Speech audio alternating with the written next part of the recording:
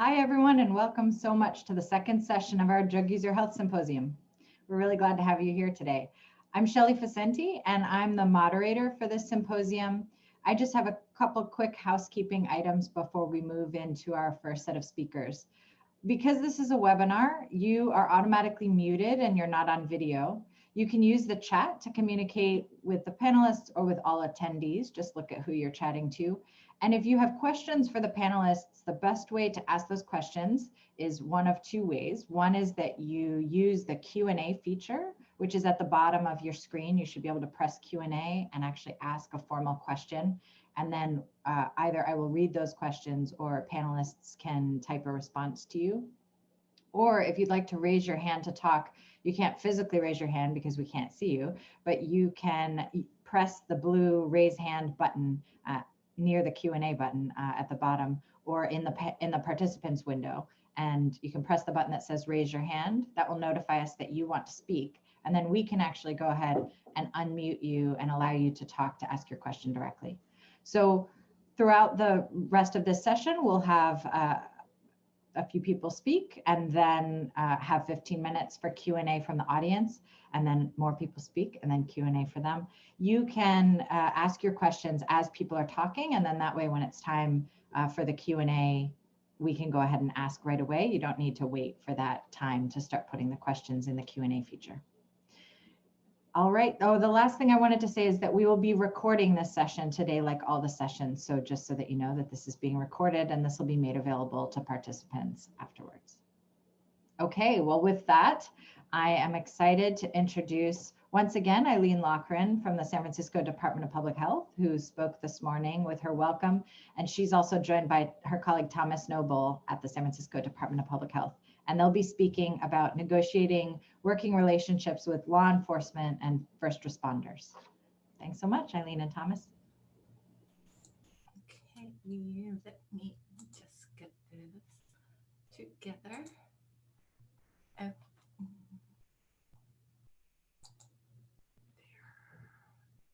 Okay, is that working? You all, okay, there you go. Good afternoon, everyone, and thank you for joining us. Thomas and I are going to talk about the nuances of working with law enforcement, but I really think that any of the things that we talk about can really be applied in developing any sort of relationships with what we would consider unconventional partners. So there are many different ways to collaborate with the police department. It's not just always a meeting where you're sitting at a desk or a table. There are opportunities such as trainings or community meetings or responding to complaints, or nationally there's something called Coffee with a Cop. And what that is where very informally, cops show up at a designated coffee shop and you can talk to them. And I personally have found that that was a great way for not only myself to develop relationships with cops, but also for our community partners, in particular, our Syringe programs, to develop those sorts of collaborations. Thomas, do you have anything to add before I go to the next slide? No, that's true. So I just wanted to, if folks could actually reach out in the chat and just let us know, kind of give it a quick little field poll if they've had negative experiences with their local law enforcement. It would be really kind of helpful to understand how pervasive this particular issue with regards to communication and law enforcement is for folks. So if you could just say, yes, I've had issues, that would be great. So go for it, Eileen. So we were really lucky several years ago. How many people remember when there was something called ECHIP funding? And I don't even remember what the acronym was, but there was a brief period of time where the federal ban was lifted.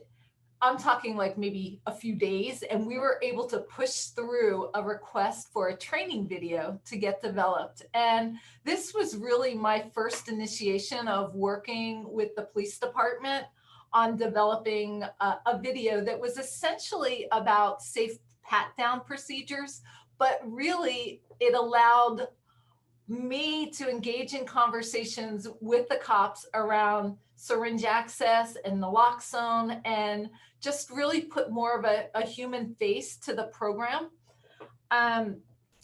It's still used as a training video for law enforcement, which is also something that is awesome and kind of cutting edge, because just recently I got contacted by a cop who said, I'm a teacher now, and I always show that video, and I'd love you to come to my class. So it kind of shows that something that was very awkward in the beginning has turned into, years later, a very established sort of relationship. Thomas? No, I think the idea basically is just kind of having a clear shared project and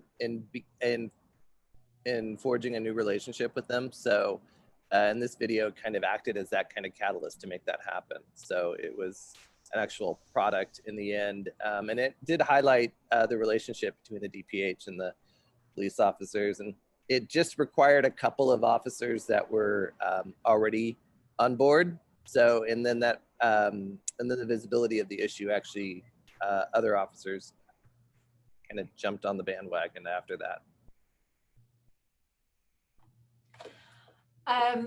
So one of the things that I mentioned was an opportunity to speak at the academy. This was actually an opportunity. It was pretty awesome. I had a relationship with a captain, and he convened myself and someone from the Department of Homelessness and Supportive Housing and some community-based organizations to talk to what they call recruits. And basically these recruits were about a month away from graduation. And so we broke down what services really mean for people experiencing homelessness and for people who use drugs. They spent the whole morning with us. And then in the afternoon, they actually went to services and went on site visits that were prearranged.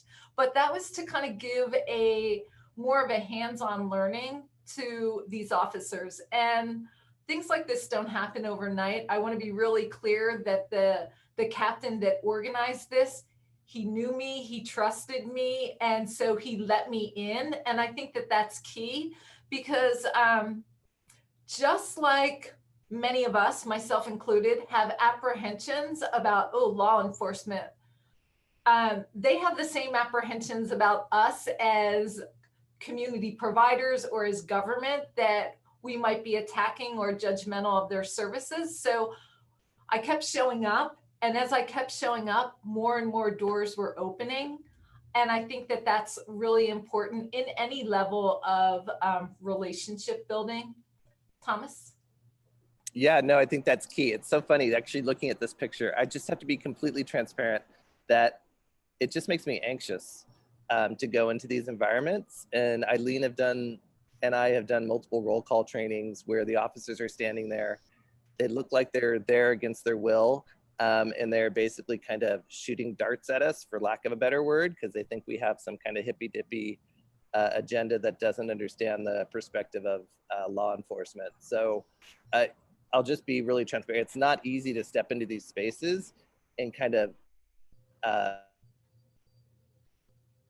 be coming at you, and then at the same time trying to actually be compassionate and empathetic towards their defense mechanisms. So yeah. So this is an example of Coffee with a Cop. It's at a set time. They send out flyers and invites in advance. And I'll be honest, a lot of times no one else shows up. So it's a perfect opportunity for me to show up with a whole slew of harm reductionists from a Syringe program and have this opportunity to talk about the services and the program, because it's very one-on-one, and it's a great opportunity to kind of build on the relationship and also to earn trust so that communication can be free-flowing. Because I'd much rather a cop if he has a complaint about any of our programs, to contact me directly than to want to try and solve it in some other way, because a lot of times it's really just about having the conversation and demystifying.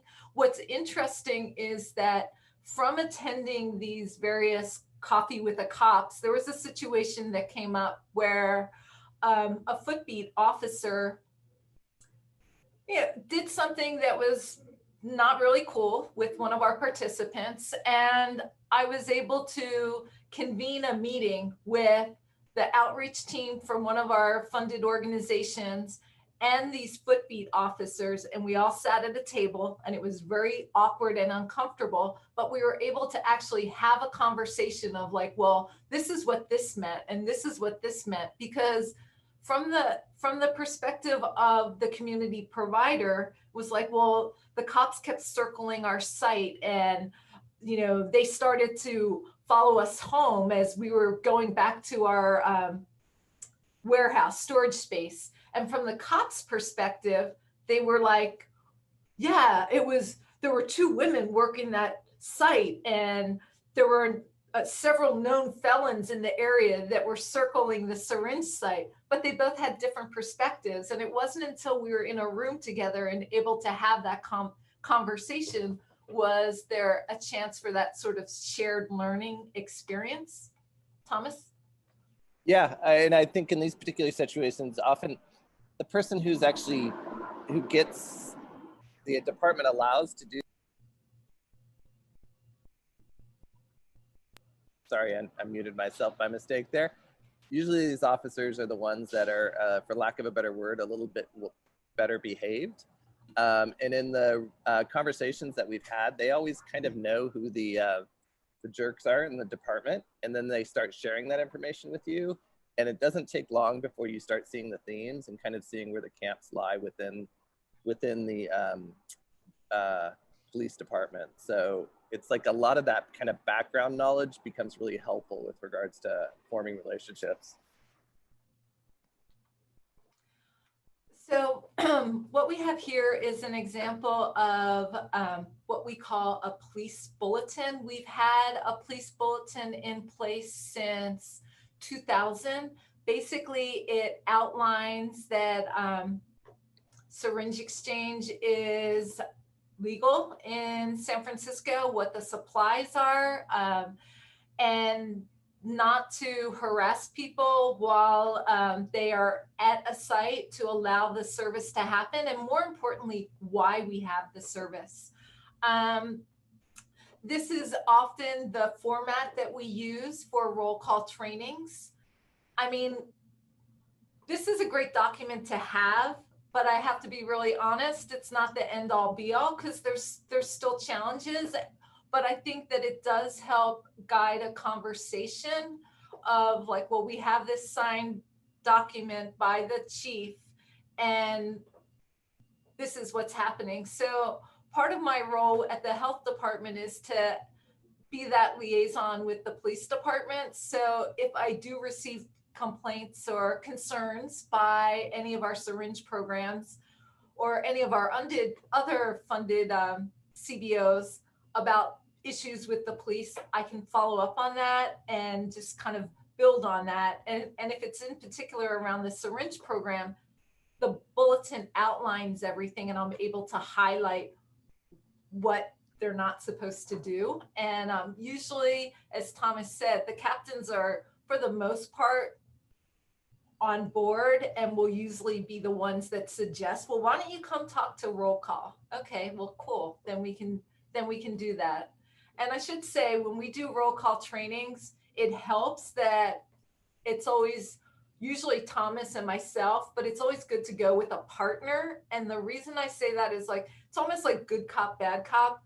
I can play the like, oh, I'm pushing things a little too far. I'm the harm reductionist that's pushing things through. And then Thomas will come in and have a perspective that's more like, wow, you guys have a really hard job. So, and that works really well. Thomas? Yeah, acknowledging the complexities of their work, especially now, I think goes a long way. And then with regards to the bulletin, it is striking to me how it is a hierarchical system, and they respond to the word chief. So when you mention the bulletin and signed by the chief, it's fascinating how people just kind of start to line up after you use. It's not the way that I normally move through the world, so it always does surprise me a little bit with regards to that, but understanding the power of that structure. And then the other piece I want to throw in there is Eileen, what she's done over the years is it does not take long for competent officers in our system to actually get promoted. So she's worked with a lot of people when they were lower leveled, and then they move into these captain positions, and those earlier relationships really pay off. So I would kind of just, if you're in this for the long haul, make sure that you kind of engage those officers that are foot beats at this particular moment, because they will, and if they're qualified and have the perspective that is a harm reduction approach, they usually advance, at least here in San Francisco. I think that it's really important to note that, you know, showing up to these meetings or making calls. Initially, when I was in this role, I would send a lot of emails. Hi, my name's Eileen Lochran. I work for the health department, blah, blah, blah. And I mean, eventually I would get a response and I would show up for a meeting and I would be completely nervous and I'd have my talking points out, but I kept showing up. And it's very similar to the talk that I gave, the welcoming I gave this morning. Keep showing up, earn that trust, build that relationship, and then more doors open. Now, the picture that is down on the right-hand side, task force participation, we actually had law enforcement participate on our safe injection services task force, which took some work, and but it shows, it demonstrates our commitment and our partnership to be inclusive in the process. Granted, they may not participate as actively as some of the other people that were sitting at the table, but at least they are included in the process. And that all came from doing the groundwork and developing the relationship, whether it was showing up at community meetings, showing up at Coffee with a Cop, responding to questions or concerns that the officer or the captain had. And, you know, once building those relationships, as Thomas said, it is a system that builds on hierarchy. I'm not going to say that I have not encountered negative relationships with some officers, but it has really helped to just be able to call that out with leadership and say, hey, if your officer is treating me like that, how are they treating our participants, our people that are on the streets, our people who are accessing our services? And it has opened up some really difficult conversations, but necessary conversations. In one particular instance, there was one of our community programs had an officer harass someone from a Syringe site, and the next day I followed up with the officer, with the captain, and I thought that morning, like, wow, I never thought I would be having a conversation about racial profiling with a cop. Like, trust me, I was shaking, but I guess I pulled it off. But it ended up being a really great conversation where the captain actually thanked me for having the courage and the trust to come to him and speak about what had happened previously. And it opened up a lot of uncomfortable dialogue, but ended in a good place. Thomas? Yeah, I'll just, the other piece of it is Eileen herself has actually been on the receiving end of some negative cop energy and various people just not understanding her role and how the value of that experience, because people will push back, but like, oh, that didn't happen. And it's like, well, it happened to me. So yeah, I just want to acknowledge that. So working with the cops, it comes in many different shapes and sizes. And so I think also connected to what I was saying earlier, it means showing up.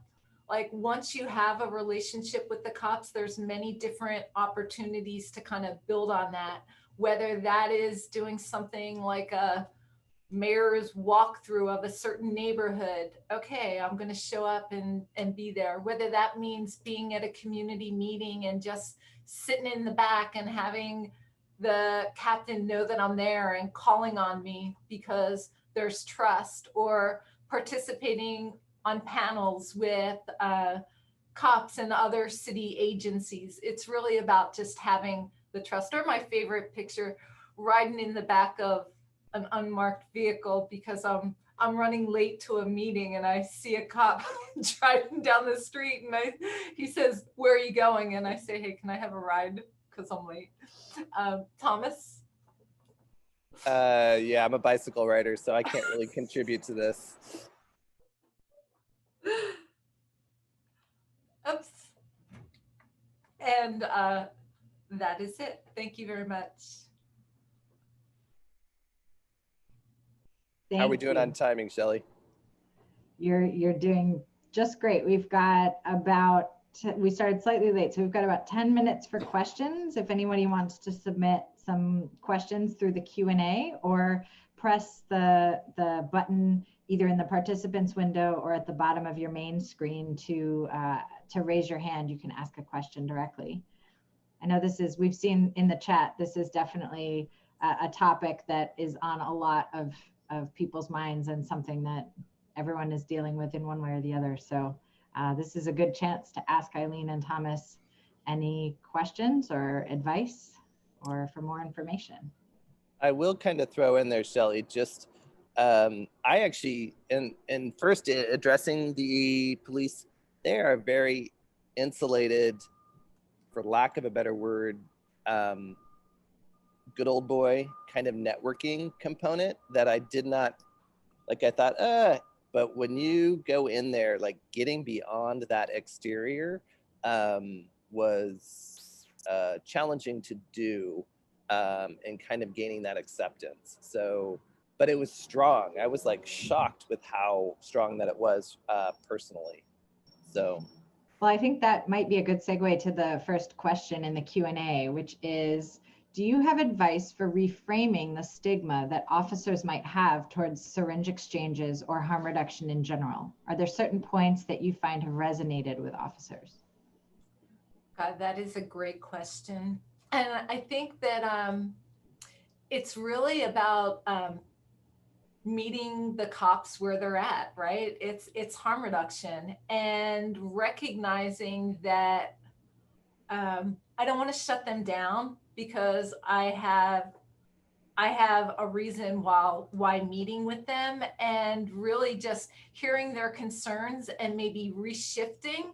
So it's been really helpful for me to reshift how syringe access programs are beneficial for the community at large, and how it creates a safer community, because then that's going to resonate with the cop of like, well, okay, if this is going to protect me and my family, then maybe I can endorse this, I can get this on. And then I feel like once you get in and start having that initial conversation, that more and more of the barriers will start to break down. Yeah. Thomas, do you have anything to add to that?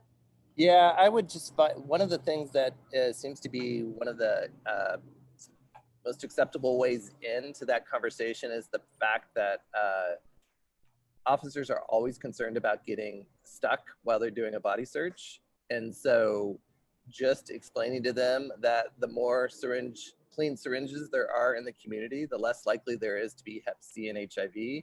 Therefore, if they do get stuck, the likelihood of them acquiring those diseases is reduced greatly. So kind of drawing back the fact that the syringe programs are actually reducing their likelihood of becoming infected. I don't know why, but that seems to really like be a magic bullet, for lack of a better word. Sorry for the bad analogy, to bringing folks on board. I think that something else that's really important to add there is that when we did the training video, the chief of police was in it. And by developing a relationship with him, it opened so many doors for me, because with cops, they feel that, well, if my captain trusts you, then I'm going to trust you. If my chief trusts you, I'm going to trust you. And so it just opens a lot of doors. And I feel like when you get a cop one-on-one, they're more likely to have a dialogue with you and ask questions about what they do not know. But in a group, they're more inclined to stick with the status quo. So that's why the one-on-one meetings initially are so key. Great. Thank you. We have time for one more question, which we have in the Q&A. So I'll read the last question for now. Do you have any resources or examples of trainings on naloxone, et cetera, that you think would be beneficial to distribute to officers amid COVID while in-person training is limited? That's a great question. I know Kristen's on here. We, several years back, the DOPE project that the Department of Public Health funds were the initial ones inside the police department to provide a training. An example of that can certainly be shared. There is also a police bulletin that around naloxone use that can also be shared. And there are resources available from the DOPE project on training videos for overdose prevention that are not specific to law enforcement, but are certainly training videos that can be shared. One thing I will say is that law enforcement, they have their academies that have the ability to create videos, extensive training videos. So if there's an opportunity to provide them the materials, they can usually take it within their own structure to develop something that can be embedded as part of the training curriculum. Thomas, anything else? I just feel a little remiss just to acknowledge, if you do have limited resources, Kristen has always educated me personally with regards to the value of having Narcan in the hands of people who inject drugs versus the value of having Narcan in the hands of law enforcement. It is so much more likely to be used by, if it is in the hands of somebody using drugs versus a police officer. So I feel as if training police officers on Narcan, the win is more about the fact that they feel as if they're part of the solution, but statistically likely less likely to actually be able to use it to save a life versus somebody who is, and I hope I represented that well, Kristen. So cool. Thank you for the question. Thank you so much. Shelley, before we go, do you read all those books? I have read a lot of them. Not all yet. There's a long list. Thanks, Thomas. Thank you so much to Eileen and Thomas both. I know San Francisco is one of those places where it's easy for people to say, oh, well, of course you get along with law enforcement. It's San Francisco, but where I live, it's really hard. And I know from talking to you and others that it has not always been easy, and it's definitely been a lot of persistence and a lot of perseverance through many difficult conversations. So thanks for being a model and how that can be done. And I hope that was helpful for everyone else who's joining us today. Yeah, we have our jerk cops just like everybody else. So, and we should thank NACCHO, by the way, while we've got the airtime. Thank you for making this possible. This has been a great experience, and yeah, thanks for the great questions. Thanks very much, Thomas. All right, now we're going to move to our next set of speakers. We have Kristen Marshall from the DOPE Project, who you just heard Eileen and Thomas referencing, and Dr. Philip Coffin from the Center on Substance Use and Health from the San Francisco Department of Public Health. And so they'll be talking to us today about collaborating with the medical examiner. Take it away, you two. Thanks. Kristen, do you want to go first or do you want me to start? All right, I'll start a little bit. So basically, what I'm going to do is outline a little bit how we interact with the medical examiner in terms of getting data and the ways in which it is it's useful. I'll start with the mortality data that we get, and that is there's a couple of different reports going around now for drug overdose death data. One is the reports we put out now I guess twice a year. Those are delayed basically 6 months because it takes a while for the medical examiner to close cases. These aren't always simple cases, and so in order to capture all the closed cases, we have to wait about 6 months. So those are the data that we release as sort of health department reports. And the medical examiner just this month started releasing more up-to-date data. So they're including cases that are not yet closed. So the cause of death isn't confirmed yet by the medical examiner, but they suspect it's going to be an overdose case. And so there's now two sets of data. One is that annual report or twice annual report that comes with a lot of detail, and it's closed cases, pretty confirmed. Those are solid numbers going forward. The other is this somewhat more of an estimate that gives, and it doesn't have as in-depth analysis, but is really useful in terms of seeing what's going on. For example, what's going on during COVID. I don't have that in my data. The medical examiner does have that and was able to see, for example, a significant increase in the month of May, which many people are aware of, and which was likely related to shelter in place. So the data are really, really useful, both tracking long-term and now also in having a sense as to what's going on over the last couple of months citywide. The other relationship with the medical examiner is kind of more on the fly. And this is sort of when we are worried about a death or several deaths, one of us, sometimes it's Kristen, sometimes it's me, sometimes it's somebody at the emergency department at SF General or the health officer will reach out to the medical examiner, or they'll be on the group email list, and they'll give some feedback as to what they're seeing. This was particularly helpful when fentanyl was more sort of being introduced to San Francisco, because we were able to capture cases. We were able to more rapidly and consistently identify cases and little outbreaks of fentanyl-related deaths that could sometimes lead to some interventions. Not necessarily by us as a public health department, but I think in some cases word would get back to somebody who was selling fentanyl on the street, and they would actually change their behavior based on some of these data and reports, and decide not to sell that product in the way that they were selling it before. So usually I will say, by the time we get our ducks in a row by having some information from the emergency department, having some information from the medical examiner, usually by that point the community is well aware of what's going on, and we're just picking up the pieces and making it a little bit more formal or more confirmed, so we're able to see the sequelae of it. Sometimes we see events in emergency department and they don't translate into deaths.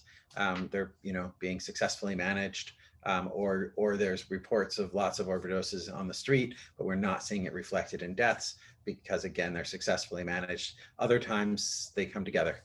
So it is useful to pull all these different data points together, both community, emergency department, poison control is involved sometimes, although I don't think most people are calling poison control. Sometimes doctors in emergency departments might be calling it poison control on some of the cases, and the medical examiner. So it works really nicely.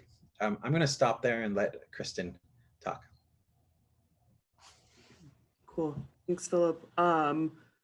Yeah, I mean, just to add this, when I stepped into the role of managing the DOPE project, I think in my mind, I was just here to sling Narcan to people who use drugs in San Francisco. Like, that was what I came in for. And if you would have told me that I would then like eventually have like a text, like a very casual texting relationship with our chief forensic toxicologist at the Office of the Medical Examiner, I would be like, what actual job is this? But what has kind of come out of those relationships? One, I think we had a very, I think our medical examiner and the forensic toxicologist at the medical examiner were really open to partnering.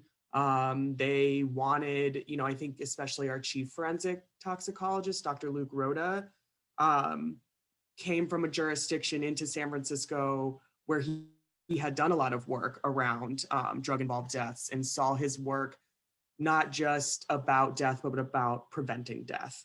And I think once we kind of knew that there was some shared philosophies, that really kind of got us into being able to do some work around, I would say, like forecasting deaths. Like Philip had mentioned, if there were spikes in overdoses from the community reported that usually to their programs. Those programs reported it to the DOPE project.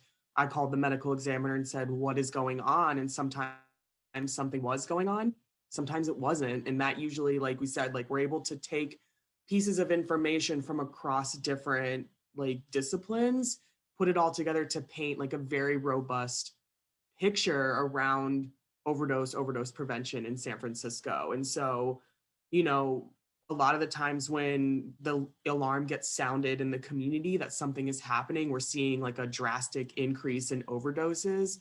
A lot of the times are folks that exist with like in a like situation with a severe lack of access to resources, carrying a lot of trauma. They'll see their friends taken away in an ambulance, not breathing, and don't know that person survived, or that people survived a mass overdose event, right? They just know that they're gone. And so we're able to follow up and say, actually, every single one of those people survived. You should see them soon. And we were able to confirm that because we had that relationship with the medical examiner, and we're able to follow up on that data. And so for me, like, as we're moving into, like some pretty hard times here in the city, where we are seeing a drastic increase, like a steadily increasing rate of overdose death. Fentanyl has absolutely amplified the risks that our communities are facing when it comes to overdose. And we're also able to predict, the death data that was just released, the preliminary death data for this year, was predictable for us. I wasn't surprised when I saw that number, and that if there could be a silver lining to that amount of death, it would be that we're on the right track. We are partnering with the right people to be able to forecast what's happening, why it's happening, really being able to name that it's the same community of people that have always been at risk for overdose death. They're just now at more risk because of this very strong drug supply. We were able to confirm that with the medical examiner. If suddenly people who were well-resourced and housed were like dying at the same rates as our unhoused community or community living in poverty, we would know that something else is happening in the city. But right now it is just the same group of folks who are passing away. And we're able to confirm that because we have this relationship. And the only other thing I would add is that it also helps us keep an eye on the drug supply in general. We're able to talk through toxicology reports, able to see kind of what other drugs are impacting people. We are seeing a rise in deaths related to methamphetamine, to cocaine, and that is because of like the robust data between the medical examiner and DPH. And for us, we use that to paint a more full picture, right? We're not operating in the dark when it comes to death here in San Francisco, and working with some really strong professionals who have made responding to overdose a priority, which feels nice. I don't know if you have anything to add, Philip, or if we want to take questions, or if there are any questions. There was one question which I typed an answer to, but I'll speak it out. The question was if there's a formal data sharing agreement for the purposes of overdose surveillance. We don't have one. I don't believe you do either. Do you, Kristen? No. Okay. No. So yeah, I mean, as part of the city government, you know, DPH and the medical examiner's office wouldn't need a sharing agreement. And in terms of sharing information outside of the city government, you just have to be careful what information is shared in order to protect privacy where it's needed. And the medical examiner is very skilled at limiting information for cases that are still open, because medical examiner cases can sometimes lead to legal action or be involved in legal action. So they have to be very cautious what information they release on open cases. Even to us, even within the city government, they have to be cautious.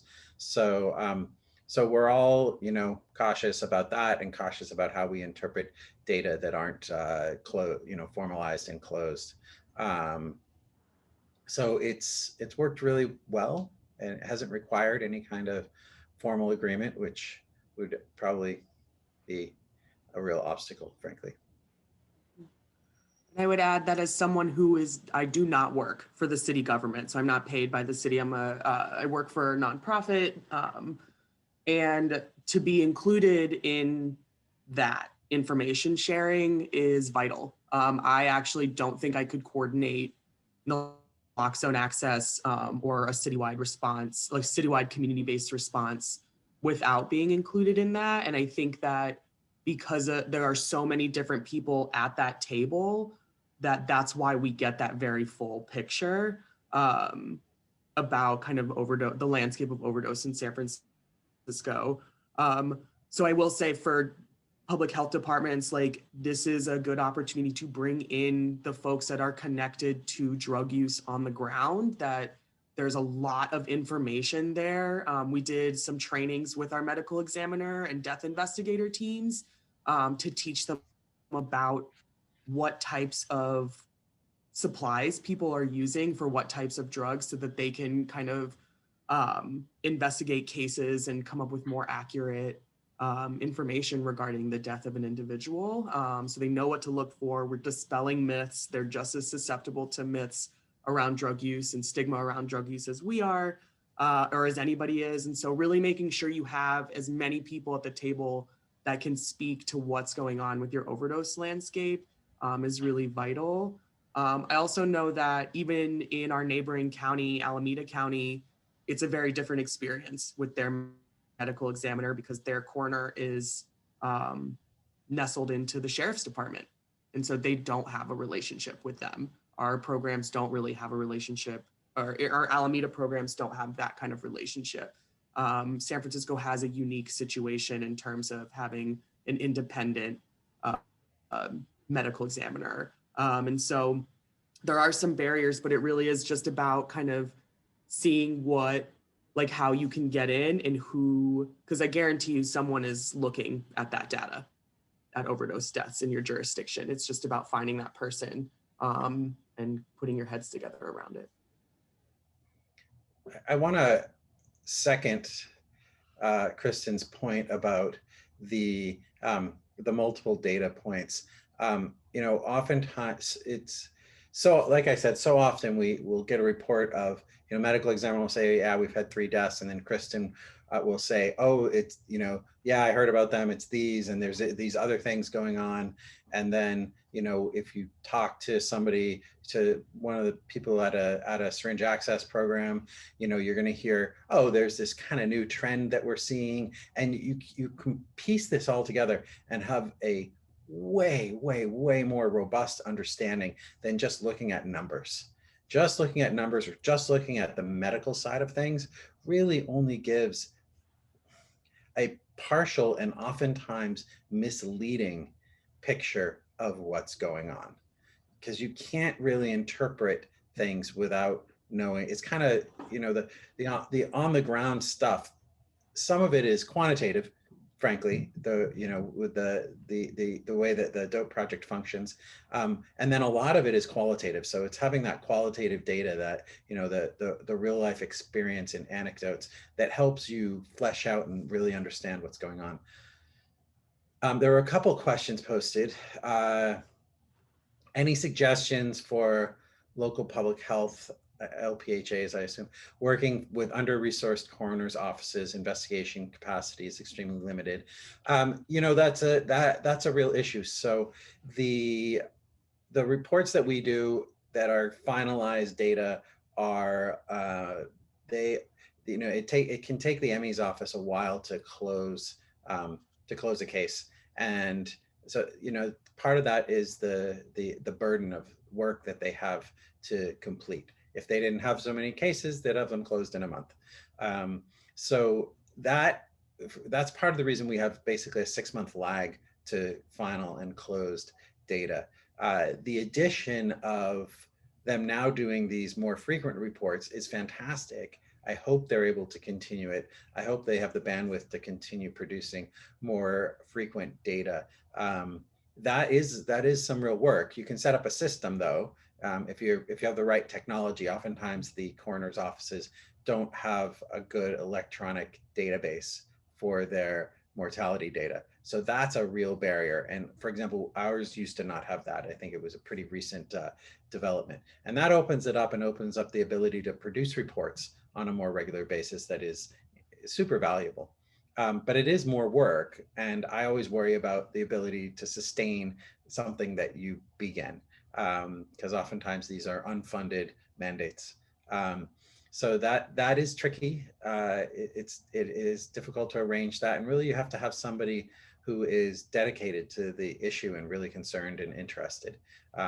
It's hard to do without that. The chief forensic toxicologist that Kristen mentioned is really invested and dedicated. And on the public health side, I lead that side of it. And I'm obviously interested. So then in terms of the one-off kind of interactions for a little surge, that's easier because that doesn't take, real time. It just takes, responding to a couple of emails and thinking a little bit about recent cases that you've seen.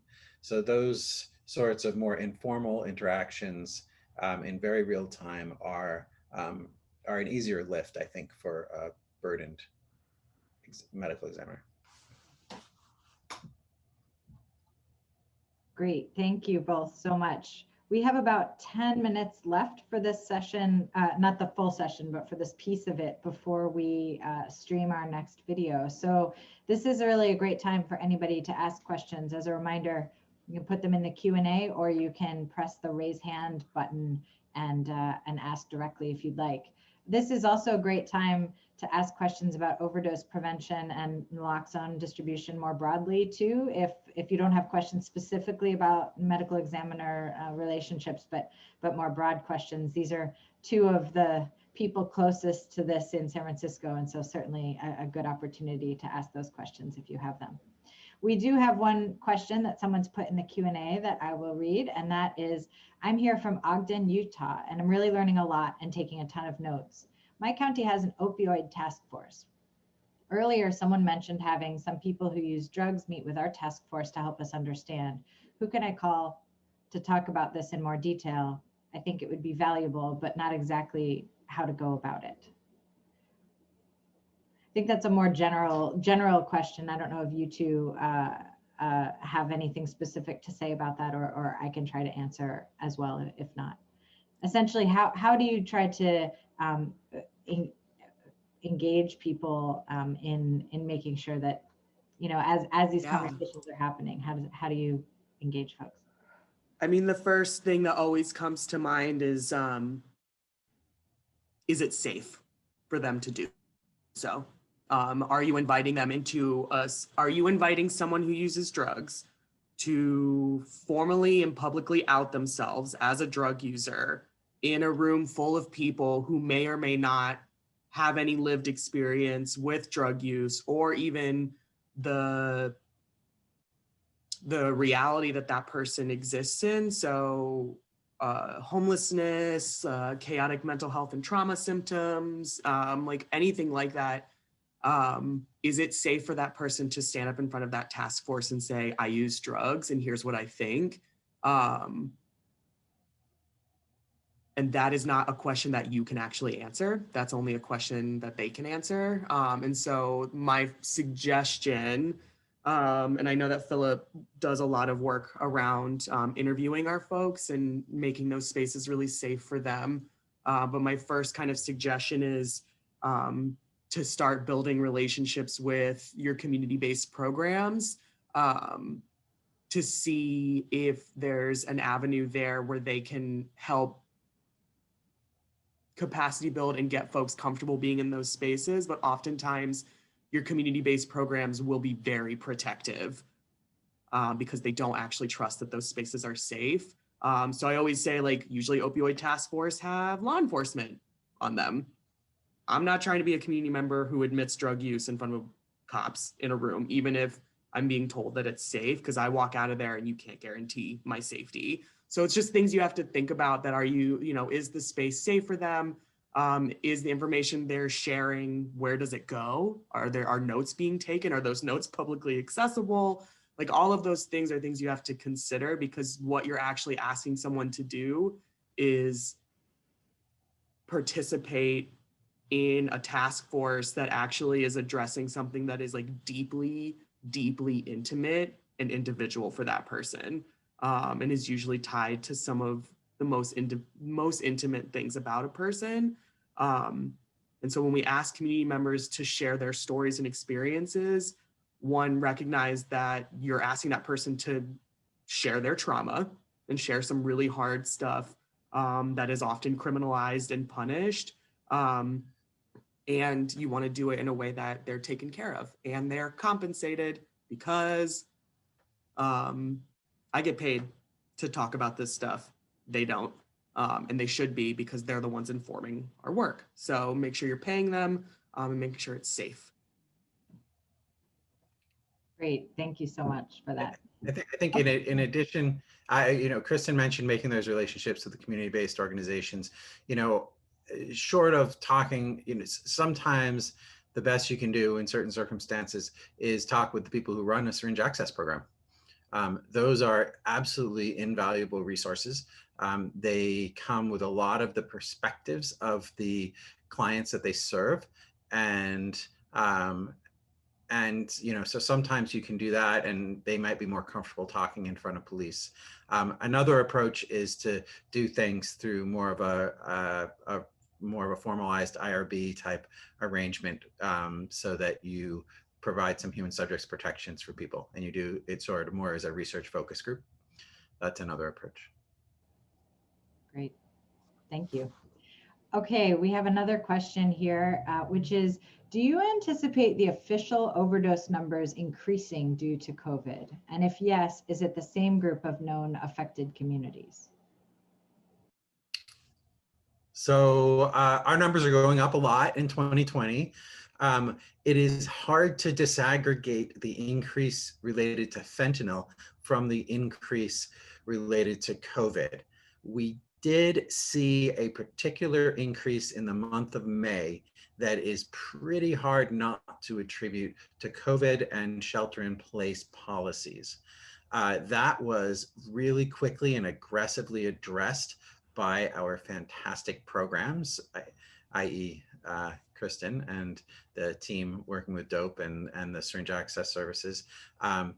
They all got together and were really proactive, reaching out to people who were isolated and trying to engage in overdose prevention activities there. So far, I'd say the COVID-related increase that we've seen is due to COVID precautions, due to necessary COVID precautions. The increase overall that we're seeing in 2020 is what we expected with the increasing dominance of fentanyl in the market.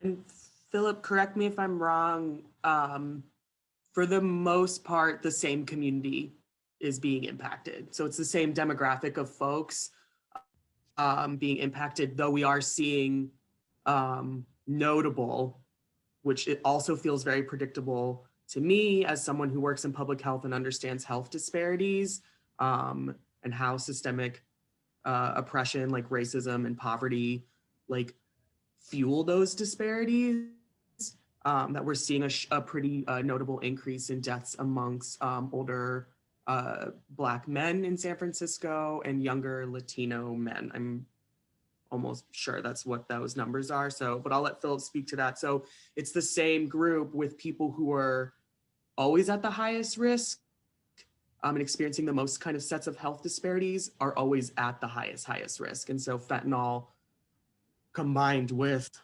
the conditions under COVID and our shelter in place have absolutely amplified the risk in that same community. Yeah, I think we've seen with COVID, it's been a little bit more, I think, people experiencing homelessness, that I would probably attribute sort of quote COVID related overdose deaths, because they had probably the most disruption in their social network. For example, in the event of somebody looking like they needed help on the sidewalk, a passerby would have normally assisted them or called for assistance or administered naloxone. We got a lot of naloxone in the city. And that wasn't happening. So the community that cared for somebody who lived on the street was off in their own home or wherever. And so that additional isolation for people experiencing homelessness, I think it hit them harder. So I think most of the COVID-related overdose deaths, that demographic was more prominently homeless. Thank you. Okay, we have time for just a brief answer to one more question, which came in through the Q&A, and that's someone wrote, well, we're talking about both policing and naloxone. I heard that there were cases of police weaponizing Narcan in San Francisco, like using it against people that were not overdosing. Has anyone heard of this? Those reports from the community come to the Dope Project.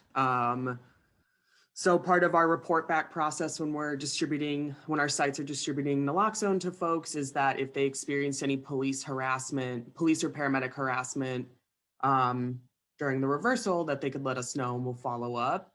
I think there's two sides. I think there's like kind of a couple of things I want to name. One, harm reduction. I'm just gonna say harm reduction is actually like not designed to be utilized by oppressive systems. Harm reduction exists as a response to oppressive systems. Police criminalizing, police enforcing these oppressive systems, right? So it makes sense to me to put Narcan in the hands of police officers and teach them how to reverse an overdose. They're trained first responders. It makes sense to me if they have AEDs in their trauma kits in the trunks of their cars, they can have Narcan. It's a medical emergency, period. And they are trained to view drug use and anything associated with drug use as criminal, right? And so there's a lot of stuff we got to do to undo that attitude and undo that approach. And also the way we as harm reductionists train people who are familiar with overdose and also withdrawal symptoms on how to reverse an overdose is different often than the way first responders are trained. And so for us, we're waiting 2 minutes between doses. We understand the more Narcan you give someone, the sicker they're going to be when they wake up, all of that kind of stuff, right? So do I think that there is like a bunch of police officers in San Francisco walking around and intentionally just punitively Narcanning people who are not experiencing overdoses? Not anymore. Because if that was happening, we found out about it and we intervened and we went to the captains and said, please stop. It's a waste of resources. And it's traumatizing and it's medically unnecessary, and you're being jerks. So it's slowed down. We don't get a lot of those reports. We do often get reports of police administering a lot of doses of Narcan. But when we follow up on that report and actually speak to the officers, it's deeply humanizing because they'll report that they were terrified And so they didn't stop to time the doses, right? Like it's actually not something that they're robustly trained for, is to respond to an acute medical emergency. So all that to say is that, yes, there were some instances of police Narcanning people that probably didn't need to be Narcan, that maybe like a hard sternum rub and yelling would have gotten them up. But we don't see that kind of, that those reports have tapered out like pretty significantly as Narcan becomes like a very normal, like normalized tool to our police, which is, I think, also can be like a uniquely San Francisco thing, especially when I think for San Francisco too, our officers are not, most of them are not from the communities that they're serving, right? And in smaller jurisdictions, our officers are from those communities often. And so I think that can be a different response. So, does it happen? Sure. If we find out about it, we confront it and follow up, and are pretty robustly supported at a city level to be able to do that. So again, that's about building those relationships. Thank you so much. Thank you both to Kristen and Philip for joining us for this panel. We really appreciate your time with us today. Thanks so much. All right, before we move on to the final panel of the day, we have one more video to show you for today. So for those of you who weren't here in the morning, I'll just explain. When we thought that this symposium was going to be in person, the idea was that attendees would be able to come on site visits and actually see some of our amazing organizations in person and see how it really works on the streets. And when COVID intervened and we went virtual, we tried to figure out what to do. So we ended up working with 4 different organizations to create brief videos that give you a little virtual site visit and an explanation of what they do. So it's not the same as a 1-hour in-person experience, but these videos came out pretty great and we'll give you a taste.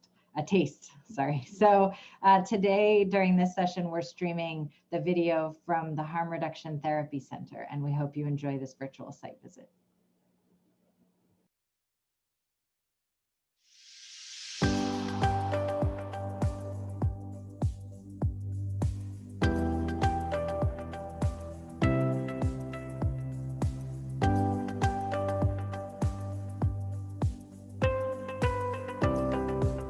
I'm Pat Denning, and I'm the Director of Clinical Services and Training for the Harm Reduction Therapy Center. I'm a psychologist and a psychopharmacologist. And it was really out of my work with the HIV epidemic in the 80s that I started thinking about how important it would be to take a different look at drugs and drug use, and how people's drug use is not only interacts with their medical issues, but sometimes can be made even worse by medical issues that they're struggling with. So unlike regular therapy or therapists who conduct a formal assessment when you first start working with people, we see assessment as part of the treatment. We pay very detailed attention to understanding what's going on with the person, what are their strengths and weaknesses. We've got lots of skills for building motivation, for helping people manage or quit their drug use, for helping people deal with psychiatric symptoms, but all of that can't occur until you have an ongoing collaborative relationship where the client really feels like they're in the driver's seat. Hi, my name is Maurice Byrd. I'm a therapist here and one of our program coordinators at the Harm Reduction Therapy Center. We're here at the Homeless Youth Alliance's needle exchange. And what we've done is we come in and we set up a mental health clinic. There aren't really other programs that are providing mental health services at needle exchanges. What harm reduction means doing this work is being trauma-informed, like using a lot of trauma-informed care. So we're working with people around their substance use and their mental health at the same time. And we try to do our best to collaborate with our clients instead of a traditional model of sort of telling them what to do. It's a way of honoring people and working with them and just holding space for people. And be nice to people. It's kind of, being nice to people goes a long way. So we work in very non-ordinary ways, like this mental health van.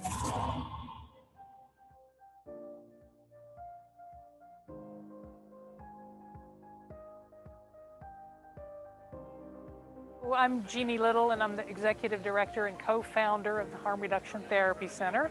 We had the idea of setting up developing a mobile therapy office. Pre-COVID especially, and post-COVID, because that'll hopefully be very soon, this is where we would meet to get a little bit of privacy. So it's actually a portable office. This is the chair that the client would sit in, and then we would sit across from the client.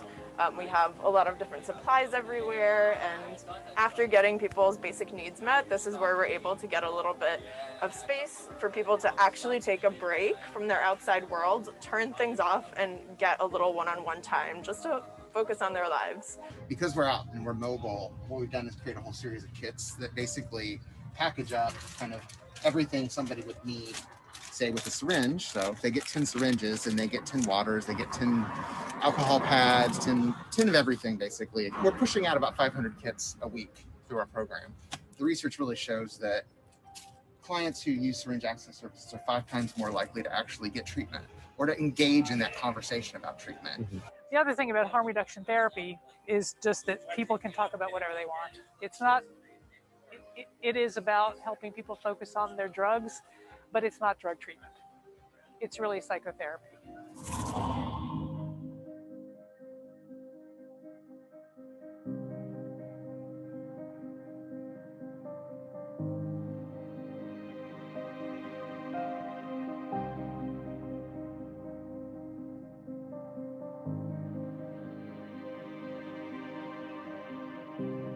These are the clients that like every other therapist is like, too much, I'm not gonna see them, can't handle it, don't know what to do.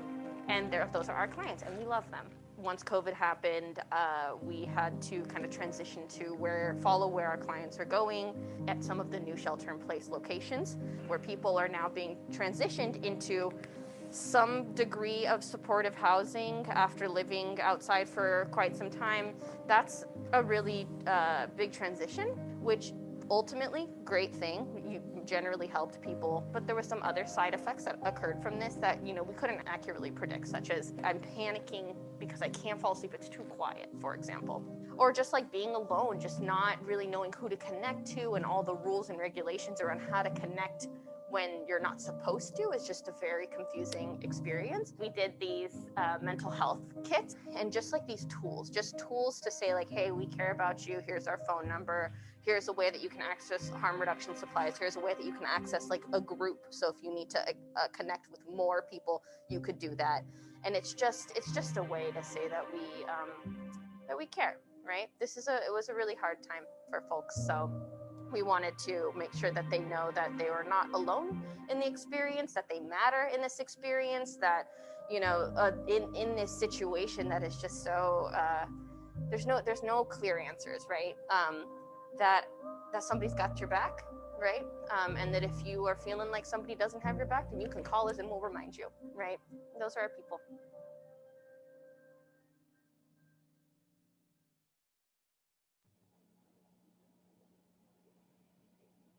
Thanks so much. All right. Now we have one more panel to close out our day today. And although we hope you're back tomorrow. So our panel today for the rest of the day is we're all in this together. And we've been lucky enough to invite some partners who are kind of the unconventional partners. They may not be people who, set out to be harm reductionists, set out primarily to help people who use drugs as part of their work, but have become a really important part of the community in San Francisco that is doing this work together. And so we know that potential partners can be right under your nose, and we wanted to take some time to invite some of those folks in San Francisco to talk about what it was that brought them in, what fostered relationships with them, and how their work in a kind of non-traditional setting has really aligned with the work that we've been talking about today. So with that, I do want to announce one adjustment to the program.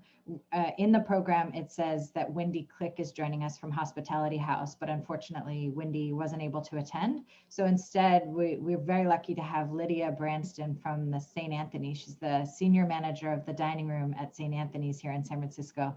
And she's a last minute add as of yesterday. So we're definitely grateful that she was willing to make the time and come join us without a lot of preparation. So I'd like to welcome Lydia from St. Anthony's, John Brett from the Gubbio Project, and Del Seymour from Code Tenderloin. And we will just have all of you here and kind of take turns, share your stories, and we can have people again put in questions from the Q&A when you're ready. So I'll hand it over to you all, and I'm not sure which one of you would like to start. Thanks so much. I always like to think that Del should start. No, John will start. I second that. Go ahead, John. Oh, well, I will accept the invitation, even though I agree that both of you should go first. Thank you. It's good to be with you all today. My name is John Brett, and I am part of the extended community of harm reduction. And our theme, of course, is we're all in this together. And that includes some atypical folk like me. I'm a seminarian. I'm working out of a church, both for the Gubbio Project and for the community of St. John the Evangelist, Episcopal Church in the Mission. How did I end up carrying Narcan with me all of the time? How did I end up advocating for syringe disposal both inside a church and attached to all of the fences and the physical plant outside?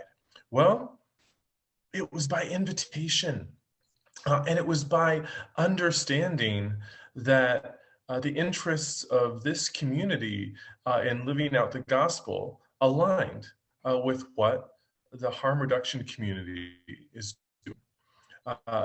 When you ask some non-traditional folk to be part of the community expands.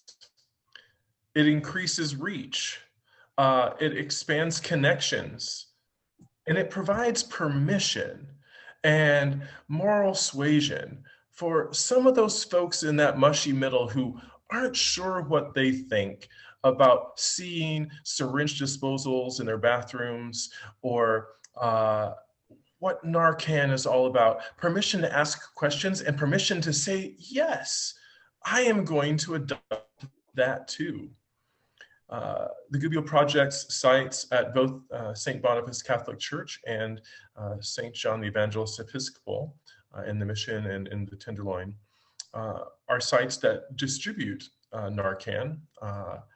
And one of the things that we experienced, even though we were not producing high numbers as far as the amount of Narcan we were distributing, is that we saw a number of unhoused individuals who were in the streets who might not be drug users, but because we were saying that this was okay, this is something that we approve and something we're doing. I had a number of folks who were unhoused in the street, not drug users, say, oh, maybe I should carry that too. And so since they were in proximity with the folks, it provided an additional layer of safety, an additional layer of protection for our folks who were at risk. We also had little church ladies, little white-haired or blue-haired church ladies saying, oh, well, I live on a street where I see a lot of folks who are shooting up. Maybe I should carry Narcan with me. And they did. So now, because the Harm Reduction Coalition reached out to churches, we got little church ladies who usually are making casseroles and jellos, now carrying Narcan in their purses.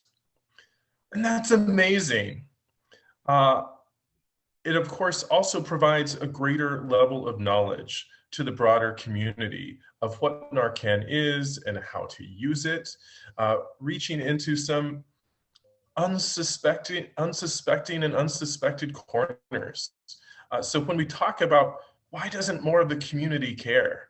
Why aren't we more one community rather than separate communities? Reaching out to these atypical or non-traditional partners helps make that real. It expands the reach of what harm reduction can do. So that's my spiel, and I turn it over to Del and Lydia. So I'm just happy to be here today with two or three of my friends. Lydia and John, we're all partners in crime in the Tenderloin. John's a seminarian. Lydia and I have matching ankle bracelets, so that shows the difference. And we've all been together a long time. Lydia and I go way, way, way back.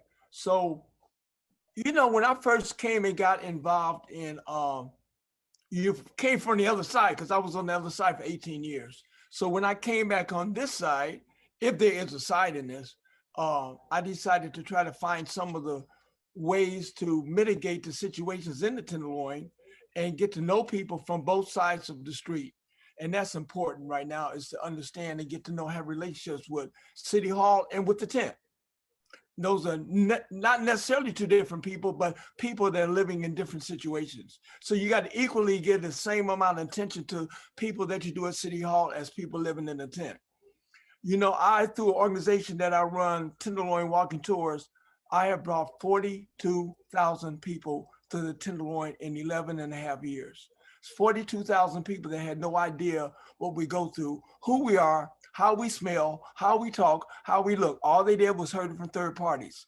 So through this organization, they've had the chance to come down. And what I do on my tours, I don't just do a tour. Anybody can do that. I do a tour, and then we sit down and rehash what we just saw, what we just felt, what we just smelled. So we sit down and have virtually, and not virtually, but I'll be virtually now, but before a live town hall meeting where we could go through. And it's, you know, when we have to explain that what we do for our drug using population, it's hard to get out that word that someone invented years ago, the codependent, as if that was a bad thing. And depending on how you use it, it definitely is not a bad thing. We call it more support, harm reduction and support, but people from the other side may tend to use as a derogatory term that we're doing codependency. Yes, we are. Yes, we're guilty. I'm guilty, because that's what we're doing. So, you know, decisions have to be made. Can people just wake up tomorrow morning and stop using drugs? No, no, that's not going to happen. So when we realize that's not going to happen, what do? Just walk away from them? That's not going to happen. So it only leaves one option left, to try to deal with the health or unhealthy part of their habit, and try to make that less of an impact on their lives as possible. We also try to show people in a very active way, or maybe passive way, of how life can look. We try to get them to remember how their life was before they got caught up in this unhealthy way of life. I don't want to say it's a habit or like it's necessarily a bad thing. It just happens to be a way of life. To me, people on the golf course, that's a way of life. It's unhealthy to me as hell, because there's so many. I used to be a paramedic. We had so many heart attacks on the 18th hole. So we would have as many, I think in per capita, if you do the death count on golf courses and the death count on our streets, you're probably about the same. That's just a different way of life. People decide to put on pink shoes, yellow pants, and a corduroy cap, and go out and play 18 holes of golf, and they usually down to 18 holes. Different way of dying.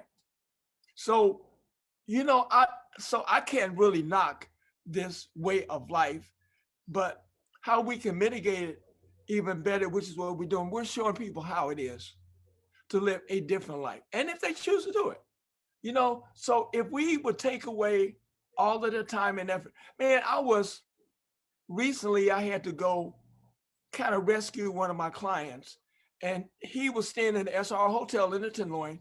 Now, I haven't been in the SR Hotel in the Tenderloin in about 8 or 9 years, because I stayed in every one of them when I was out there on the streets. So I've been trying to avoid them just for the anti-flashback effect. And he was upstairs trying to get ready to come meet me, and I guess he was still involved in things, and it took about 2 hours. So I sat in the lobby of that SR Hotel at 4 o'clock in the morning. And I saw the energy and the activity in and out, in and out, in and out, in and out. It was like the Greyhound bus station. And I flashed back on, man, did I used to do that? And that spirit inside me, hell yeah, you should do that. The amount of energy involved in trying to get high, trying to find the right product, trying to go get some money when you run out is just a full-time 24-hour job. So if we would take that away, what do we replace it with? Because we need to replace it. You just can't, and what we do in Rollins is so many times, we convince someone to change their life and get, as we say, the word clean, as if people using drugs are dirty. And I hate using that word clean because that implies something else. And people aren't necessarily dirty just because they're putting a needle in their arm or a pipe in their mouth. So what we do is we convince people to change their life. Then we say, we're gonna put you in the SRO room so you'll have a better life. Better life. I'm sitting in a room 8 by 8 with 4 walls, TV don't work, you can't get internet, and I'm looking at these 4 nasty ass walls. This is a better life? I don't think so.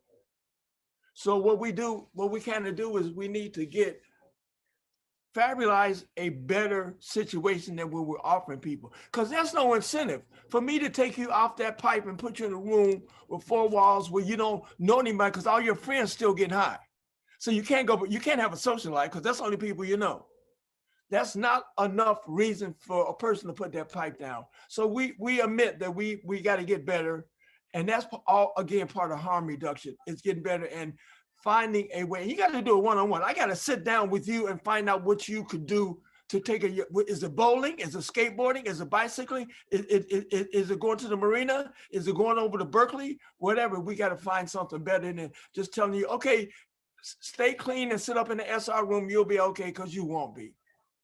Thank you. Lydia, come on. I'm coming. You know, Dale, you never make it easy for me to follow you. But I always riding on your coattails. Let me see. So we're all in it together.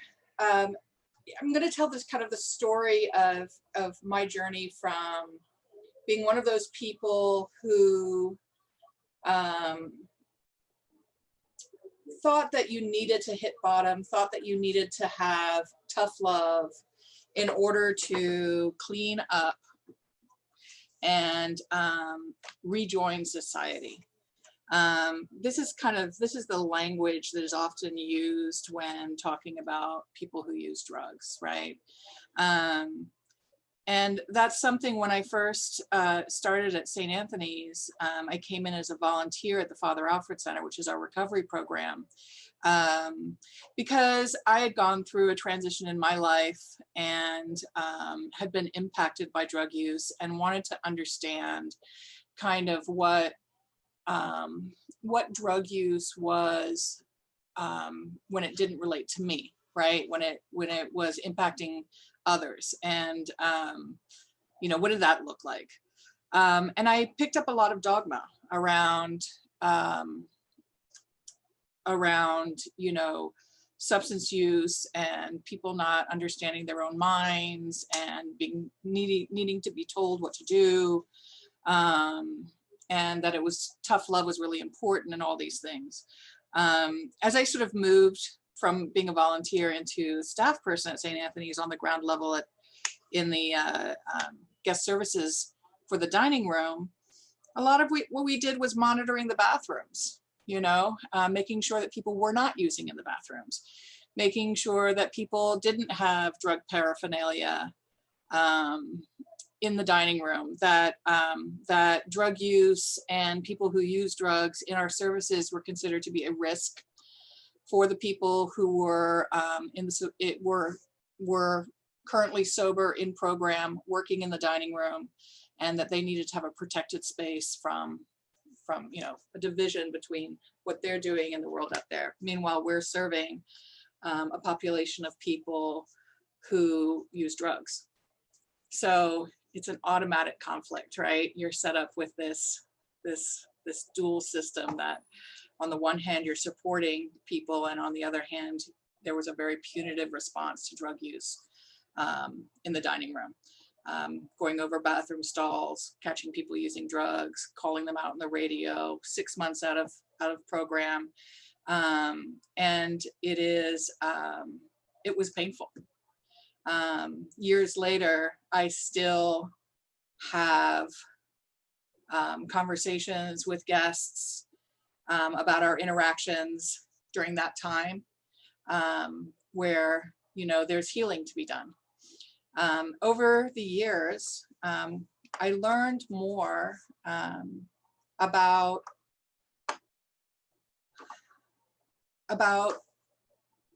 trauma-informed systems. And I didn't have that language at that time, but around trauma and around meeting people where they're at in harm reduction. And it became clearer and clearer that there was only one good response as a service provider to a person who's using drugs, and that is one of being non-judgmental, being open to listening, to providing safe space, and to building rapport.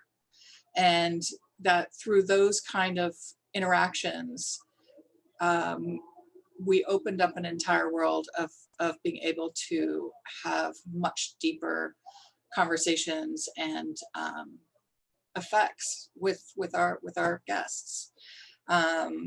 So through training, through working with Glide's harm reduction team and the DOPE project and Harm Reduction Coalition, you know, we have really moved from an organization that was very punitive towards people who use drugs to one now that is very harm reduction centered. Again, we have different ways of looking at how, you know, our bathrooms, we know that people in our community use our bathrooms to use drugs. So how do we make those bathrooms as safe as possible? Are all of our staff trained not only in CPR and you know, AEDs and basic, you know, sort of basic medical kind of Band-Aid stuff, but also Narcan and again, having staff that are calm. So when they respond to someone who is overdosed, that there isn't a panic response where we over Narcan someone. And so now all of our staff carry Narcan, all of our staff are trained in harm reduction, and it has immensely changed the way that both our guests and our staff respond to people that are using our services. And it's a very good move. Exceptionally powerful story of personal and cultural change, both your own and one within the culture at the St. Anthony lunchroom. I think that it speaks to the importance of imagining beyond the falsely constructed binaries that sometimes get inscribed upon this work. Like, oh, this is our target group. You know, these folks over here. Yet, in your story, we can see that by engaging a wider understanding of community and who is involved and impacted, that you were able to address and increase safety really for everyone and reduce trauma for everyone, people who were using and people who were proximate to using. You know, one thing, of course, I learned through this process of becoming more involved in harm reduction is that don't think that, you know, drug users aren't part of your organization already. You know, or that the phenomenon of drug use has not deeply impacted your organization already. You know, the church folk have come up to me to, you know, offer thanks for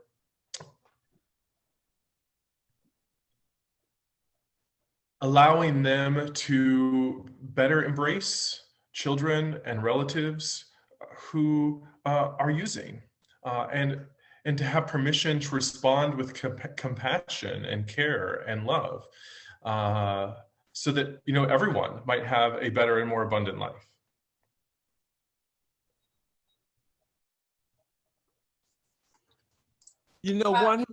Go ahead. No, please. No, Del, it's fine. Go.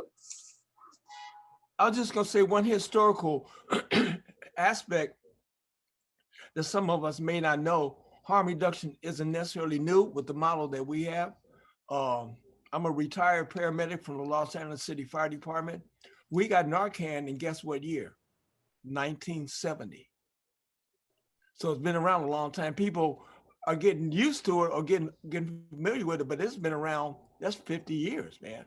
So we've been didn't even know we were in harm reduction, but we were doing it. So, what we're trying to do now is, in order to get help for our folks who aren't just going to change overnight, like everyone figures, why can't you just stop? Well, why can't you stop playing golf? So, we are the three people that's on this call are people that are not afraid to talk to anybody at City Hall, at the State Building, wherever, and tell them what we feel they are doing wrong or we feel they are not doing. And we've been successful in some ways of getting the police off of our folks. And that's been a big thing. I mean, I was part of the war. I was a victim of the war on drugs right there in the Tenderloin in the 80s and 90s, where the police were jumping out of boxes, jumping out of telephone trucks, jumping off the roof at people. It was completely crazy. So we do not have that attitude as the way it was from the San Francisco Police Department, San Francisco Sheriff. Thank God we don't have that. And we're more of a civil approach. And we're day by day getting the police departments to understand this is a medical situation, a health situation, a quality of life situation, rather than a criminal situation. And yes, my head's not in the ground. There is some criminal activity involved in the whole picture that could be monitored better, or we could do without that aspect of it. But our hands are tied because the way the supply of drugs come in, we're restricted from being able to do it in a civil or economic way. 30 years or 40 years from now, Coca-Cola and Pepsi-Cola will be probably selling Oxycontin, because we never thought 30 years ago, Coca-Cola and PepsiCo would own the large majority of medical cannabis dispensaries, and now they do. The cigarette companies own a big percentage of the legal cannabis clubs. Who would have thought that 30 years ago? So I'm thinking that in the next 30 years, they will have gone down from jumping off the roof on Black and brown people to selling in stores under the name Coca-Cola Oxycontin. So, they're beating on our ass where they know what they're doing, that they're just waiting for a chance to do it, as they call it, the word legal. We feel that we're doing it legally, but they don't feel that it'll be legal when they can do it. So. Yeah, I think one of the things that's always been really important in sort of my takeaway from, the work that we do is that, if we are saying that, like at St. Anthony's, our Franciscan values, that all life is inherently dignified, right? Mm-hmm. And that the acknowledgement of that dignity is to treat people with respect. That's not saying that people are dignified when they accomplish X, Y, or Z. It's saying that all people are inherently dignified just by the nature of their birth. And so there's a lot of times where what we are combating is this idea, especially, in social service organizations, where you're looking at matrix and have we moved someone from this to stability to this to this. But an individual who's coming to our program for food may not want counseling on their drug use. And that's okay, right? Mm-hmm. And that's okay. We're not here to be constantly attempting to better people we're here to offer them a service, right? And we know that when people are in crisis, that they have these needs that are not available to them. You know, I'm really, one of the things that I've seen a lot of when we talk about overdose during this time, and whether they're spikes or are they COVID related, or what I do know is that we were doing, you know, 3 to 5 overdoses, you know, every couple of weeks. You know, we do like 2 or 3 overdoses a week in our bathrooms. Where are those people overdosing now? Right? So COVID has had an effect on people living on the street using drugs. There's been people in the communities that they have built for themselves have been separated, moved into isolation in hotels.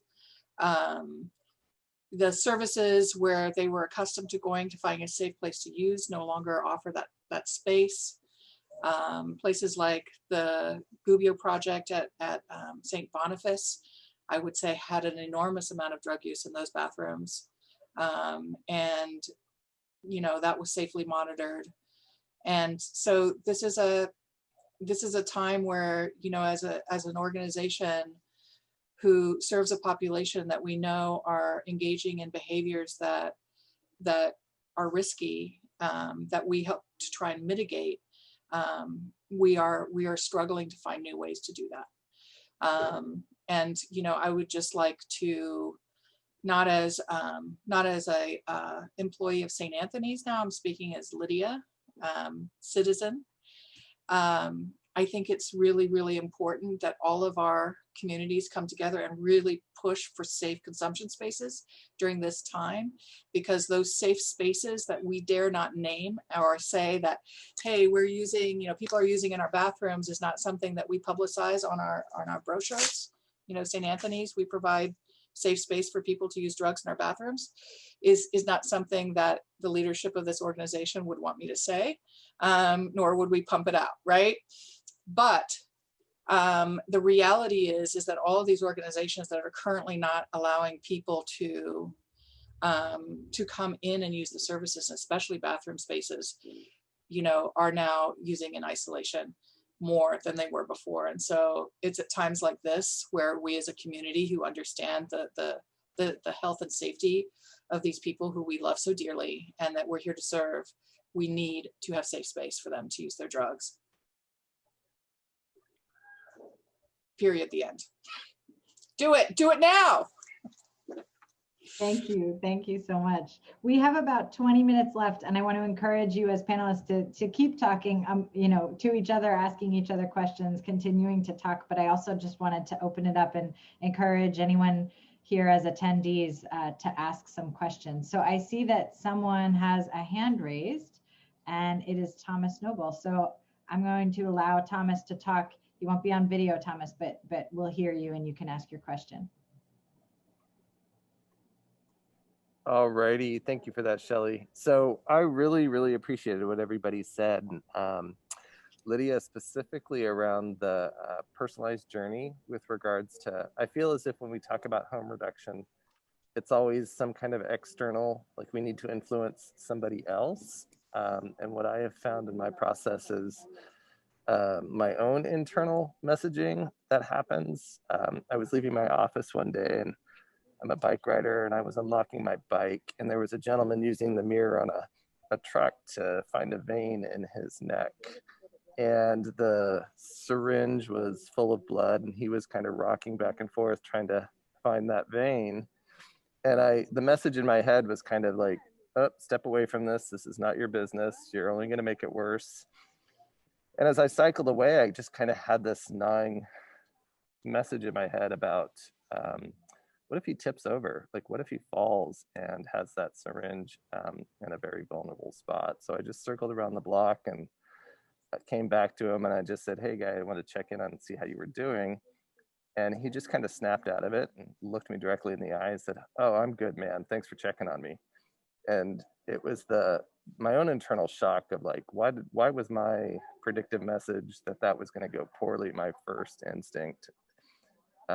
So it was one of those learning moments that I thought, okay, I can, like, this is not necessarily about him doing something different, but was my approach to his experience that needed to be different. And I'm wondering if the other panelists had similar life experiences. Yeah, I mean, I can just say, I mean, just to piggyback on that a little bit, it's a very, we have a very short amount of time, but the reality is that, the things that I learned about what people who use drugs need from people like me who are here to serve, I learned from the people who use drugs so much more than I learned from the classes and the this and the that, and all of that is good. But it wasn't until I was able to let go of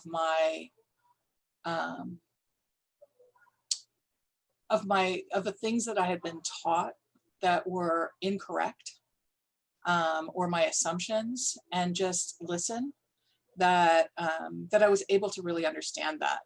And it is a humbling experience to spend, so much time in an apology mode. But, for myself, I did have to do it because I had harmed people, with my behavior, under the guise of creating a safe space for people. We have to be really careful about how, the impact of our behaviors in service, can be very harmful if they're not done correctly. So it's humbling, and I agree completely. It's like, all these messages that now when I see someone and I cross the street, this is pre-COVID, and I see someone injecting between two cars, and I can approach them and say, hey man, I can't say we have a safe space, but I can say that we have a place where you can wash your hands. And there's a place where you can, be in a clean lit room, and just washing your hands before you inject will assist you. And that's kind of a, hey, we have a bathroom. But you know what I mean? And those conversations go so much better than the conversation of, hey man, you can't do that right here. That's not a conversation. That's a directive. And it's punitive. So, what I've learned from my new years in the TL, I've been out drugs for 11 or 12 years, is not to think outside the box. Like we all use that term so much everywhere. Think outside the box. I need to think outside of my box, because I got boundaries that keep me from really doing what I should be doing. I got my own stupid, crazy, bias, prejudice, standards and boundaries that I got to get myself out of, and that's what I have learned from that is so first of all, I definitely have never been, thank God, and I can brag this, I've never been one of those people that's gotten themselves off drugs and looking down their nose at everyone that does. I have never gotten into that, and I work hard to keep from ever becoming that person, because that's not the person I want to be. That's not the person that I deal with. I have a good memory of those 18 years. Okay, I didn't forget nothing. I got a good memory. So, sometimes the matter of like Lydia says, that you can be out there, you may need to tie somebody out. Somebody say, hey, Dale, can you help tie me out? I need to get this one in. Got to think outside of my boundaries. Got to think outside of my box. And that's kind of been in my box. But I have come to be able to get out of that. And say that. And when I walk by and I lock eyes accidentally on someone that's got a needle, hey, good morning, bro. How you doing? Not just turn away abruptly, but just, hey, how you doing? What's going on, man? You okay? Need anything?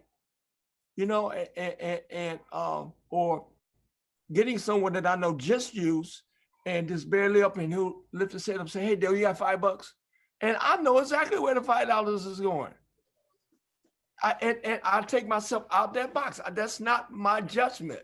That's not my judgment call. And people who criticize us, well, you know he's going to get high. Yeah. You know he might kill himself. Yeah. But also know a man that's in pain or a woman that's in pain, that's really going through the worst part of her life. Her life can't be any worse than it is right now.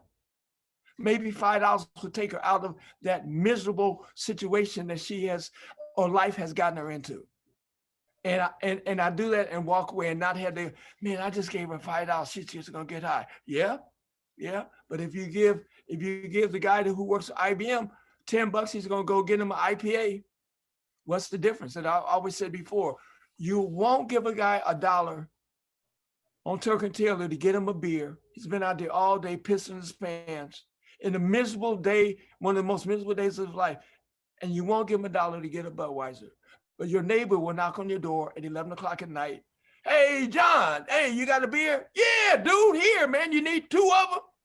Without even thinking. And you'll say, well, Dale, the guy on Turk is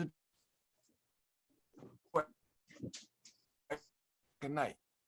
So, you know, that's the thought that if anyone asks what I could share, get out of your own box. And we, even people on this call, including me, we still have trouble getting outside of our own box. Yeah, I mean, I think that is that's hitting it right on the money. It's like, you know, humility and cultural humility and bias. These are all things that you don't read a book or take a class and then it's like, oh wow, you know, all the things that my parents drilled into my head, or that society has drilled into my head about me or others, is now gone because I read this really great book about, you know, about bias. You have to work on it every day. Check yourself every day. Whenever I have a very strong opinion about something, I usually like to reflect on that strong opinion with someone else and go, I have this really strong opinion about something. It's probably all crap, right? Like especially when it's a reaction, right? I really have to stop myself, and it's hard to do. It's hard to do. I mean, I think that, you know, there's a lot of I work with a lot of people in recovery, and there's a lot of sort of juxtapositioning that happens between working with people in recovery who then work with people who are actively using, and you know, how do you hold those two things? My niece who had a very strong heroin habit is in recovery now, and she will say, you know, harm reduction saved my life more than one time. Harm reduction saved my life, and she said, and NA has helped me change it. And she can hold both of those things, right? And there's some people who certain systems work for, and some people that it doesn't work for. And what I always like to say is like, we need more tools in the toolbox, not less. It's not an either or, it's an everything and, right? It's not about like, how do you approach people? You approach people by literally being like, what can I offer you? What is it that you need? Is it a syringe so that you can use and not you know, give yourself a disease? Is it a safe place? Is it counseling? Is it treatment? Is it like, what is it that you need right now? Maybe it is just a pair of pants and a lunch, you know, and that's okay too. Knowing that you're always going to be there, the consistency, right? The consistency that no matter where you are, when you come back here to us, we're going to be here for you, you know? And I think that sometimes the idea of walking with people through their journey and not directing people what path they're supposed to take is really difficult for those of us in helping work, because we want to see people be healthy, right? Not being compassionate, but not attached to other people's outcomes. You know, when you are so attached to someone else's outcome, you become involved in not necessarily a helpful way, right? It's not your pain, it's not your drama, it's this other person's. And and you have to maintain that that ability to help by being able to stand back and really be present without making it yours. Because recovery looks different for everybody. You know, it looks different. Health looks different for everybody. You know, being able to walk in the world for some people requires them to use drugs. That's not for me to tell them that that's not the truth. You know, and for some people, you know, they need something different, and it's very hard because of course we have opinions. I have, you know, I would love that magic wand where I get to dictate to everybody what I think that they should be doing, especially my 12-year-old child, but I don't. You know, I don't have one for me, I don't have one for other people, and it's hard work. But this is a beautiful community. The harm reduction community is a beautiful community, and I feel blessed to have to be a part of it. I think that Lydia, what you're saying is totally laying a groundwork for what I want to say, is that I have had the privilege of being yelled at by 2 of the 3 panelists up there.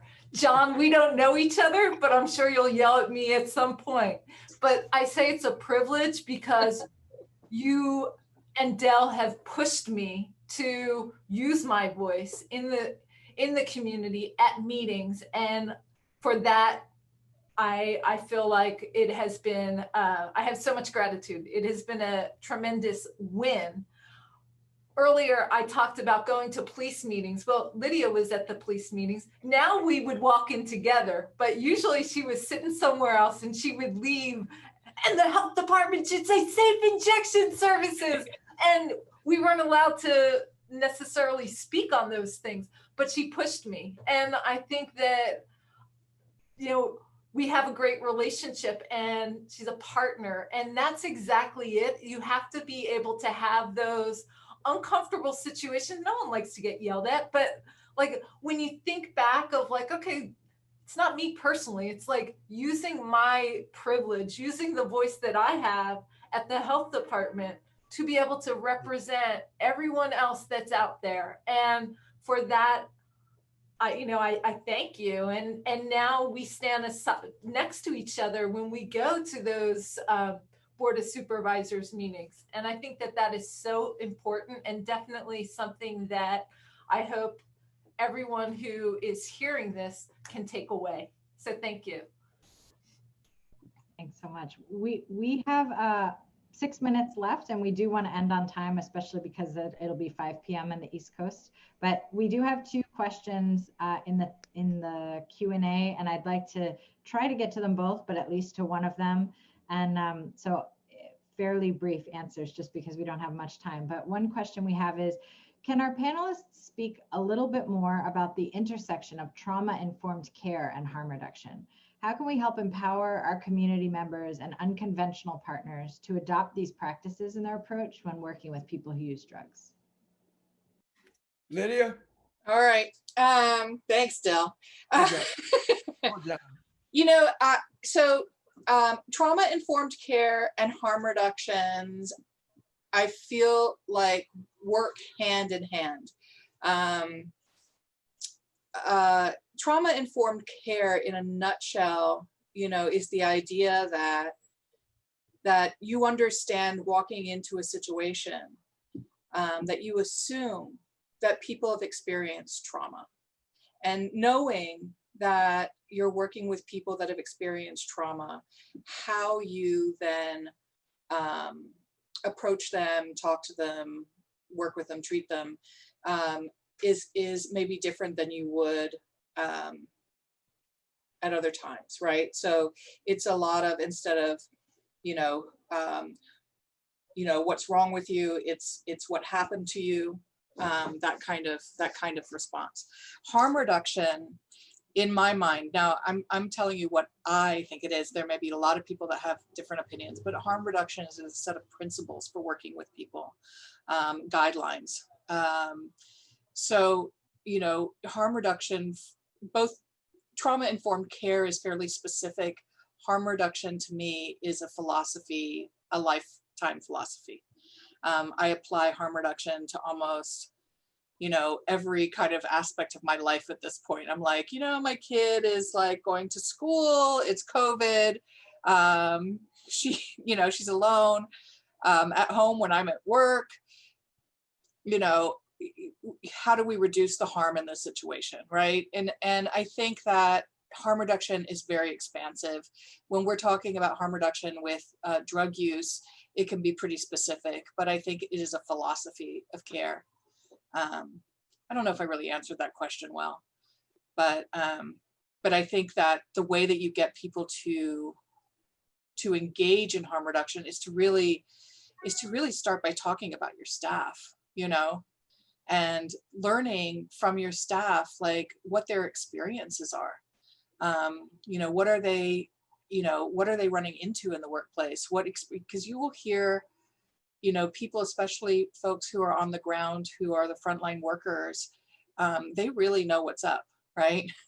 And sometimes in management, we kind of sit around and we make sort of ideas of what we're going to do here, there, and the other, and they don't always align with what's happening on the ground. So again, I come back to, like, I think the most important aspect of both harm reduction and trauma-informed care is listening, really listening to the people you serve and the people who are serving them, and how do we get those folks to work together better, right? And so what kind of support do the staff need? What kind of engagement do the guests need? What's the last question? The last question is, thank you, is do you have any techniques in advising community or first responders when CPR is indicated during these COVID times? And I think, you know, you could even think more broadly, just knowing the way that we respond to things in the way that you all have talked about doing throughout this whole panel feels a little differently now. So any advice you have around that would be helpful. So we do a lot of first aid and CPR at St. Anthony's. So our meals are currently on the street. Everything is happening outside. And the protocols that we have is that when there's a medical emergency, whether it's a seizure or an overdose, or, you know, something that we don't know, whether it's a stroke or a heart attack, our first of all, our staff all have PPE, so gloves, masks. When we do a medical emergency, we add the shield. When we approach the person on the street, if it's appropriate, if they're conscious, we help them put on a mask, or we will put a mask on someone if they're unconscious, and then we perform CPR. We don't do just by practice, we don't do mouth-to-mouth resuscitation regardless. It adds another level of trauma that we have to look at with our staff, because a lot of people will have very close contact. We have people who come to and go, oh, by the way, I have COVID. We don't know if that's true or not true. We hear that a lot. So there's a lot of just being prepared, good training, you know, and understanding that we're, as frontline workers, we're putting ourselves at risk. And you know what? Let me chime in here. About 4 or 5 days ago, Lydia and I were standing next to each other in front of St. Anthony's, where one of our guests, just 10 feet away from us, went into full-blown seizure. Her staff was on it like madness. There was no holding back. There was no, I mean, they were being safe with as far as PPE, but there was no holding back from taking care of that man. And I really applaud them for that, because it was like, I mean, except for the PPE they were using, it was side of what to do for that man.